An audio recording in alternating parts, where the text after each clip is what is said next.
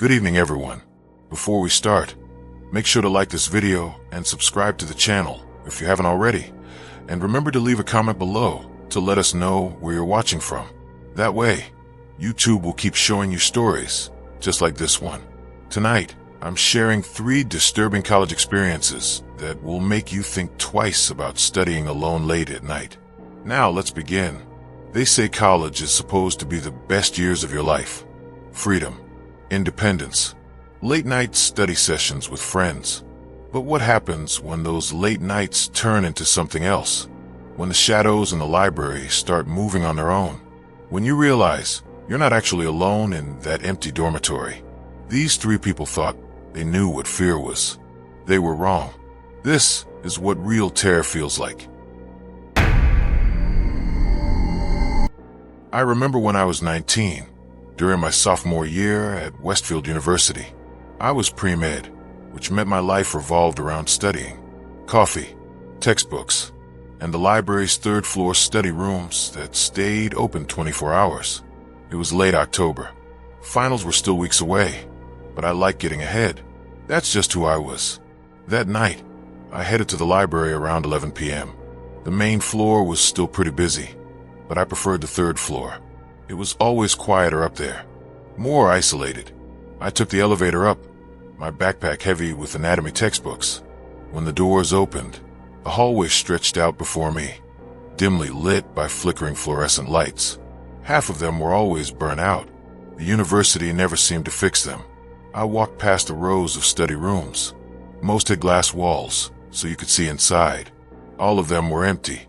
I chose room 3C at the end of the hall. It was my favorite because it had a window overlooking the quad. Something about seeing the outside world made me feel less trapped during those long study sessions. I settled in, spreading my books across the table. For the first hour, everything was normal. I was deep into the cardiovascular system when I heard it. Tap, tap, tap. I looked up. Nothing.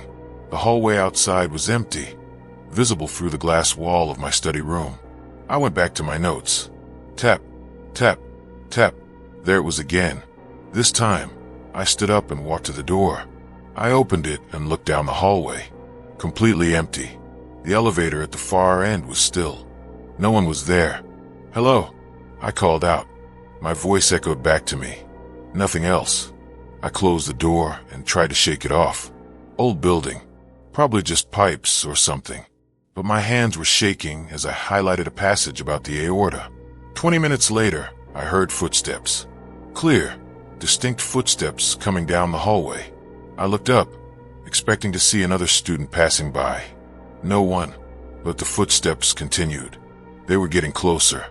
I could hear them clearly now. The sound of shoes on linoleum, coming right toward my study room. Then they stopped, right outside my door.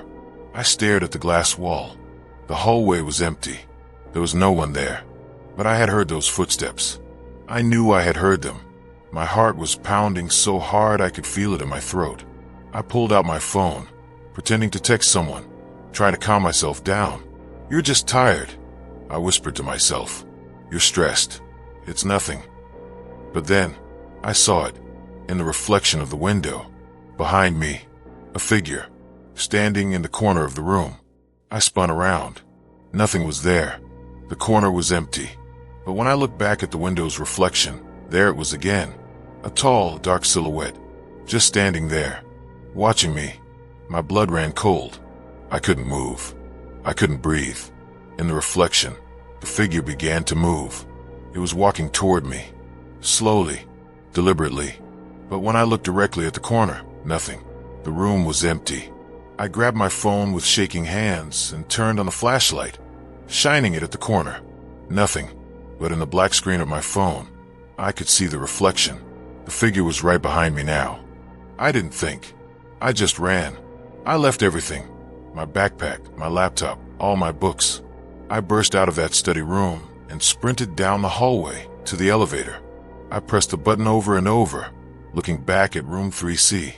Through the glass wall, I could see my stuff on the table, but I could also see something else. The chair I had been sitting in was slowly turning, like someone was sitting in it. The elevator finally came. As the doors closed, I saw the lights in room 3C flicker and die. Just that room. All the others stayed lit. I never went back for my stuff. I told campus security the next day that I needed to retrieve my belongings, and 2 officers escorted me up there. When we entered room 3C, everything was exactly where I'd left it, except for one thing. My anatomy textbook was open to a different page, not the cardiovascular system I'd been studying. It was open to the section on death, specifically a page about what happens to the body in the first hour after death, and written in the margin, in handwriting that wasn't mine, "You should have stayed." One of the officers told me that room 3C used to be a professor's office back in the 1980s. A graduate student had hanged herself in there after failing her comprehensive exams. They converted it to a study room years later. I transferred universities the following semester. I couldn't stay there, because sometimes, late at night in my dorm, I would still hear it. Tap, tap, tap. I was 20 years old when I met Claire. It was my junior year at Ridgemont College, and I needed a roommate to split the cost of an off-campus apartment. Claire responded to my ad on the student housing board. She seemed perfect, quiet, clean, a psychology major who kept to herself. We moved into a 2-bedroom apartment on Elm Street in late August. It was an old building, probably from the 1950s, but it was cheap and close to campus. For the first few weeks, everything was fine. Claire was exactly what she claimed to be, quiet, almost too quiet. She spent most of her time in her room with the door closed. But then I started noticing things. Small things at first. I come home and find objects moved. Not dramatically, just slightly. A coffee mug facing a different direction. Books rearranged on the shelf. My laptop closed when I was certain I had left it open. I asked Claire about it. She just smiled and said, "Maybe you're more forgetful than you think." Maybe I was. College was stressful. I had a lot on my mind. But then it escalated.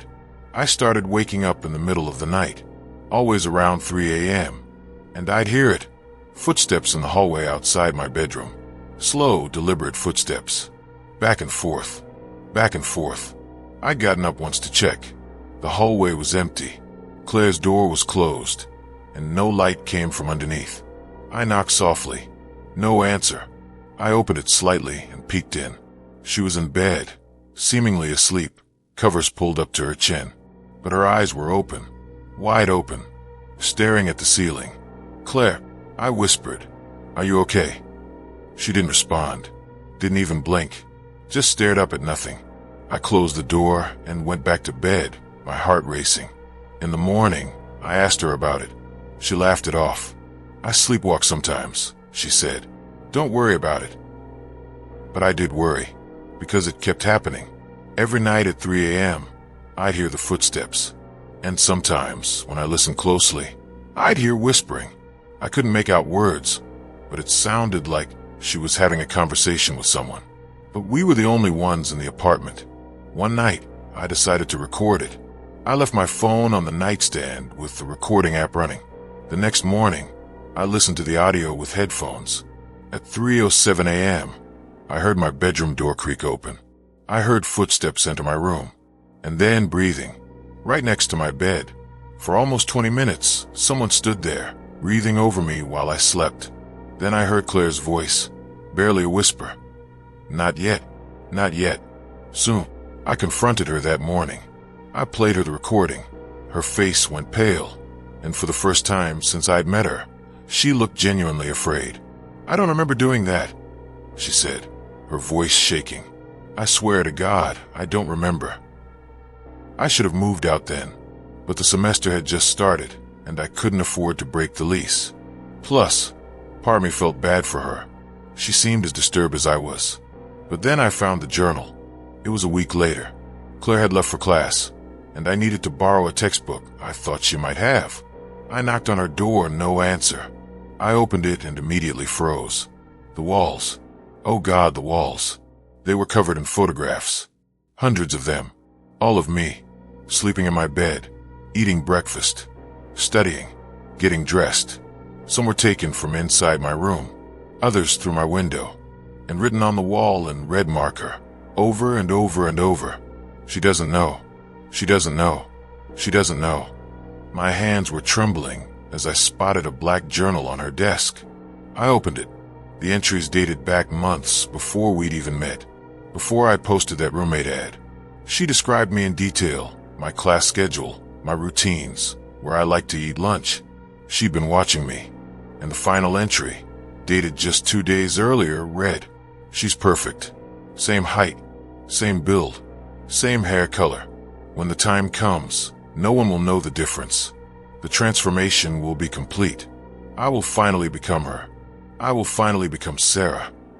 That's my name, Sarah. I left the apartment immediately. I went straight to campus police. They went to the apartment with me to get my things and to arrest Claire. But when we got there, Claire was gone. All her stuff was gone. The photographs had been ripped down. The journal had disappeared. It was like she'd never existed. The police searched for her. They found no record of a Claire Whitman enrolled at Ridgemont College. The university had no application, no student ID photo, nothing. The name she'd given me was fake. They never found her. It's been 3 years now. I've moved twice since then, changed my number, locked down all my social media. But sometimes, I see her. Just glimpses. A woman in a coffee shop wearing my favorite sweater. Someone with my exact haircut walking ahead of me on the sidewalk. A face in a crowd that looks almost exactly like mine. And I wonder, is she still watching? Still planning? Still waiting to become me? Last week, I received a package. No return address. Inside was a single photograph. It was me, sleeping in my current apartment. The apartment I just moved into 2 months ago. And written on the back, "Soon." If you think you're scared now, this last story will stay with you long after this video ends. I was 18 years old and a freshman chemistry major when I got assigned to Professor Hendricks' research team. It was a huge opportunity. Hendricks was legendary in the chemistry department, a brilliant researcher who'd published dozens of papers. Getting into his lab as a freshman was practically unheard of. The catch was that his lab was in the sub-basement of the science building, 2 floors underground beneath the regular basement. Most students didn't even know it existed. The first time I went down there was on a Monday evening in September. Professor Hendricks had given me an access card and told me to come by around 8 p.m. when it would be quieter. I took the elevator down, but it only went to the basement level. Hendricks had told me there was a service stairwell behind a gray door marked "Authorized personnel only." I found it and started down. The temperature dropped with each step. By the time I reached the sub-basement door, I could see my breath. The hallway beyond was long and poorly lit. Water pipes ran along the ceiling, and the walls were cinder block, painted a depressing beige that had yellowed with age. My footsteps echoed as I walked toward the lab at the very end of the hall. Lab is B7. That was Hendricks' domain. Professor Hendricks was waiting for me. He was in his late 60s, tall and thin with wispy gray hair and thick glasses. He smiled when I entered, but it didn't reach his eyes. "Michael," he said. "That's my name. Michael Chun. Welcome to the real work. Everything you learn up there," he pointed at the ceiling, "is just theory. Down here, we make discoveries."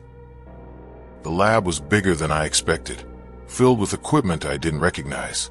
But what caught my attention was the back section, separated by a heavy plastic curtain. "What's back there?" I asked. Hendricks' smile faded. "Storage. Off limits. You'll work at this bench here." He gestured to a station near the entrance. "Your project is simple.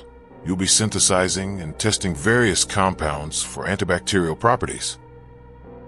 For the first few weeks, everything seemed normal. I'd come down 3 evenings a week, run my experiments, record my data, and leave. Hendricks was usually there, working at his own bench, barely speaking to me. But I started noticing sounds coming from behind that plastic curtain, thumping sounds, like something hitting against metal, and sometimes scratching, like fingernails on glass. I asked Hendricks about it once. His jaw tightened. "Ventilation system," he said curtly. "Old building. Lots of noise." but it didn't sound like ventilation. One evening in late October, I arrived for my shift to find the lab empty. Hendricks had left a note saying he'd been called away to a department meeting and would return in an hour.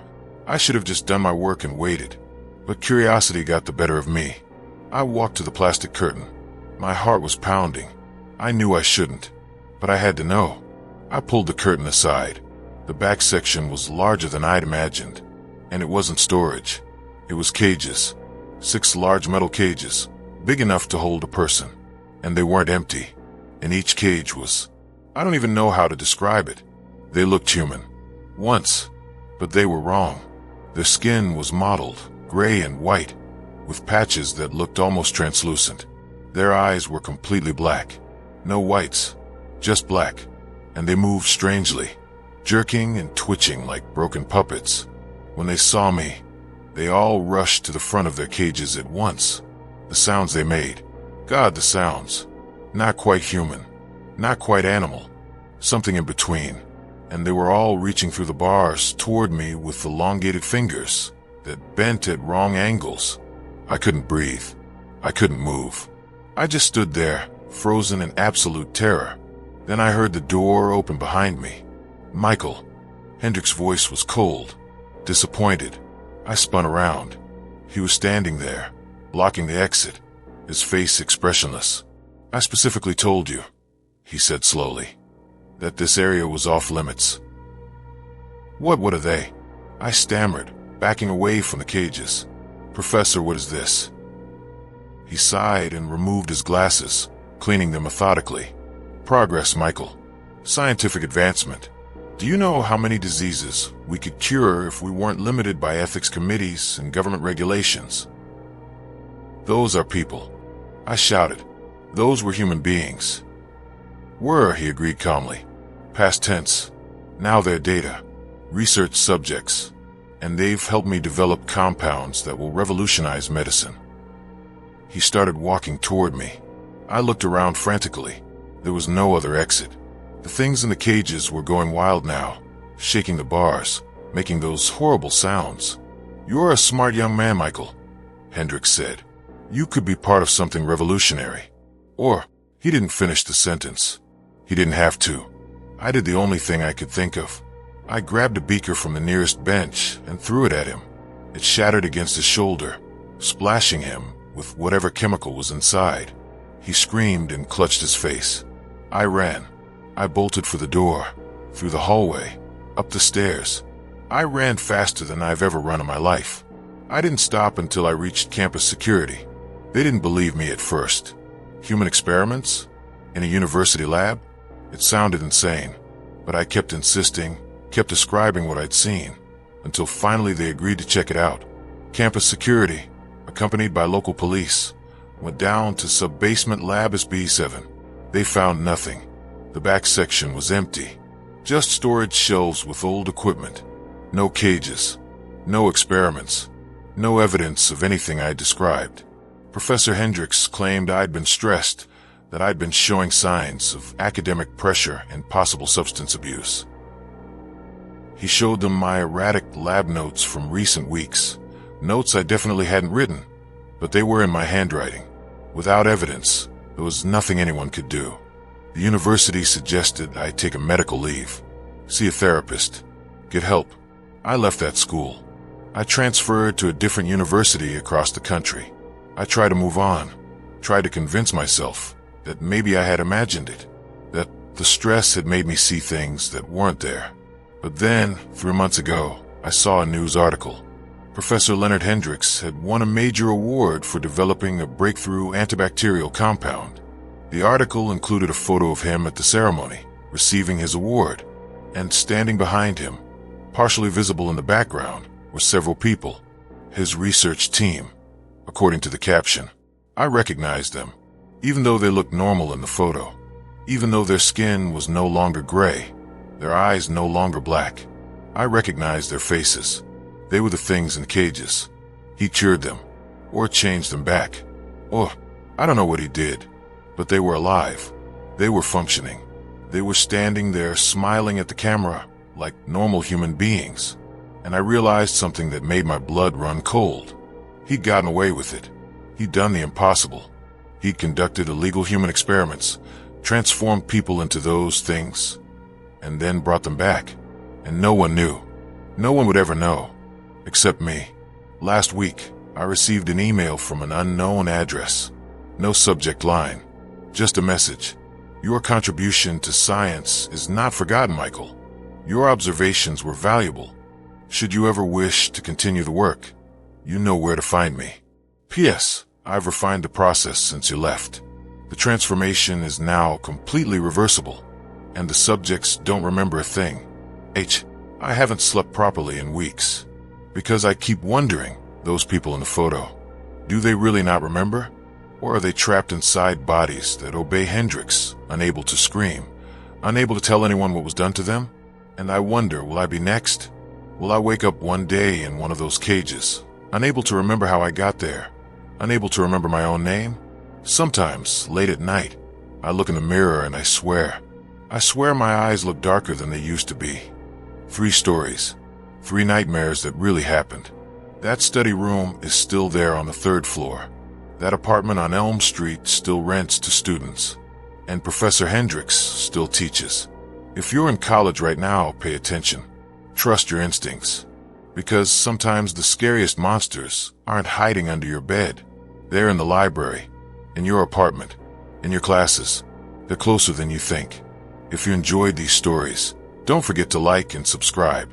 Drop a comment below and tell me, have you ever experienced something paranormal on your campus? I read every single comment.